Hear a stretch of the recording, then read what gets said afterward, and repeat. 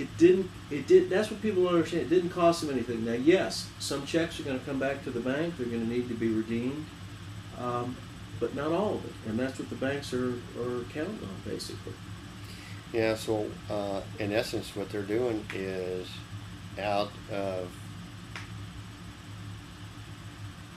nothing, creating something that people perceive as a value, and when they pull back on the money supply and nobody has the money to do anything with or make loans or pay things or grow their business one thing or another, or whatever the situation arises, people start defaulting, and so then they come and confiscate that property that you pledged as collateral and take it, and they grow and the people get hurt.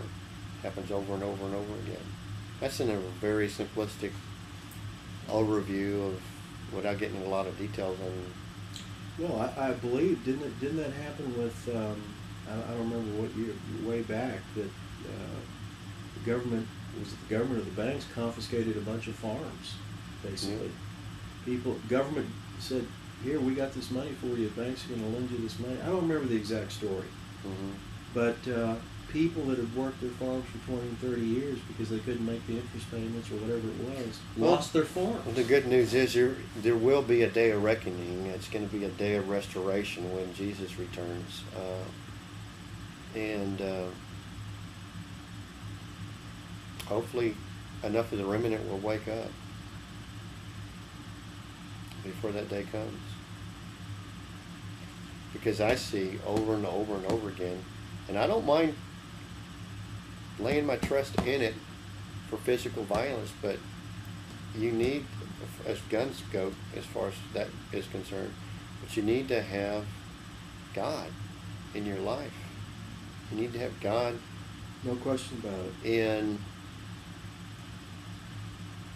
for your protection, for everything. Without Him, you're just left to your own devices. I agree, and I would even, I'm new to the world of guns, I would even say to those folks that are, you use a pun, going off half-cocked and have your guns and you're against the government, it ain't going to work unless you got God. That's right. That's right. That's right. The battle is the Lord's, basically, right? Yeah. I mean, we're the soldiers. But yeah. And He may just have us march around the city for 7 days and the walls come crumbling down. That would be sweet. That would be sweet, and it would be very godlike, but sometimes He requires you to go into battle, and that requires a weapon. Got to be prepared. But interesting times, and I think that if people got away from just fear of what people think and believe, and actually got back into the Word of God and see what He says and how they should believe and act, that there will be a major change, and there will be more peace, because you have more peace when you trust and rely upon God. And yeah, you have sometimes adrenaline pumps, but you don't have the same fear as other people that just rely on the gun.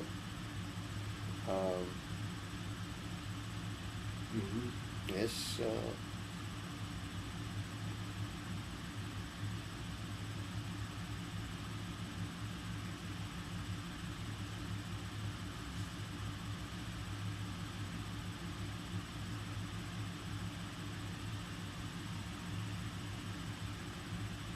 well, it's really,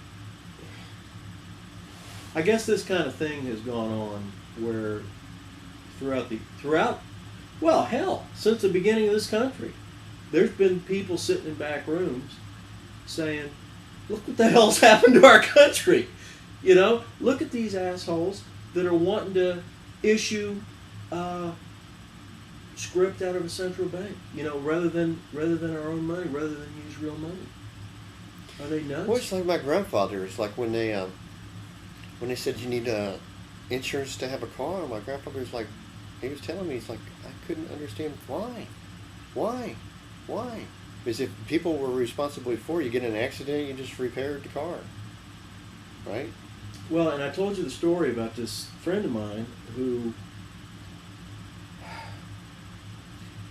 through the eminent domain, business his family has had for 80 years, and talk about a godly business. I mean, it's a shrimping business, and typically these shrimpers come in from all over Vietnam, everywhere, and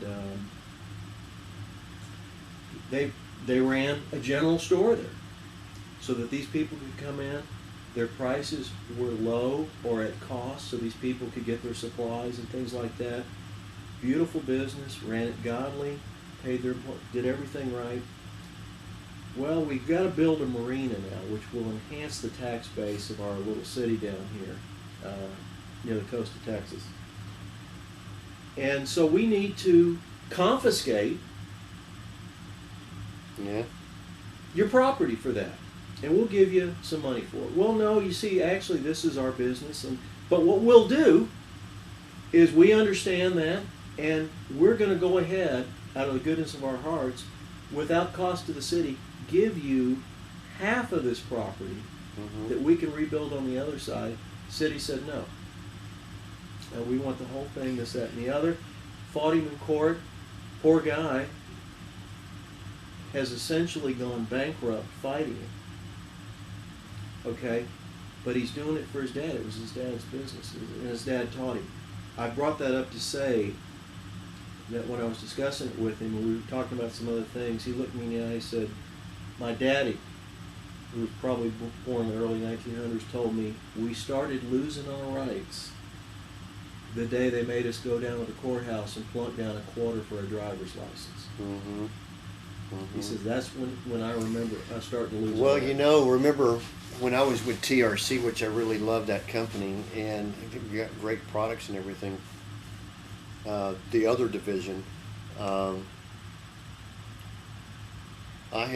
did a lot of business with the cities and the government, federal government, and one thing. Oh yeah, sure. And both as a vendor and as a contractor. And perfect example, there was some federal jurisdiction and some city jurisdiction, airport and all, where, well, actually one of the bases, one of the Air Force bases, actually they said sky's the limit, do one thing or another. They had bought some systems from me in the past, and they had an emergency and they wanted to just do everything. I said no, it wouldn't be right to do, because I'd be taking your money. They still bought some other things. Anyway, I've digressed a little bit. I was doing business with them, and I came to an interesting intersection with, and of course I'd have been studying this stuff ahead of time and already knew a lot about this. Come to this interesting intersection with the government, both the city, state, federal, airport, all tied into this one piece of property. And I contacted each one of them. I went up to the heads of these companies that made the decisions, and there's a piece of property that everybody lower than the top guys in these organizations, these government entities, wanted to improve. Okay. And they couldn't really do what they wanted to do unless they had this one piece of property, which was between all these different people's properties. So you had this joint venture where all these people wanted to do one event, and they couldn't do it because they had a regular UNI person, American person. They had some land, and anyway, the long story of it is, I contacted. So was this a collective business and government project that they needed this little piece of land? It's all government stuff.